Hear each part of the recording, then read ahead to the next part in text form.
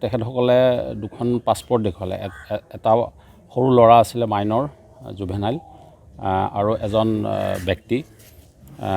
দুইজন ব্যক্তিৰ নামত পাছপৰ্ট আছিলে। আমি পাছপৰ্ট পৰীক্ষা কৰিলোঁ আৰু গম পালোঁ যে তেখেতসকলে যোৱা নৱেম্বৰ মাহৰ 25 তাৰিখে আগৰতলাদি মানে আমাৰ ইণ্ডিয়াত সোমাইছে। এই ব্যক্তিজন যিজন বাংলাদেশ নেশ্যনেল পাছপৰ্ট লৈ আহিছিলে, তেখেতৰ নামটো আছিলে মণ্ডল ইছলাম, পিতাৰ নাম আছিলে চমৰ আলী আৰু তেখেতৰ ঘৰ আছিলে কামুটখালী, ময়মনসিং জিলাৰ, বাংলাদেশৰ।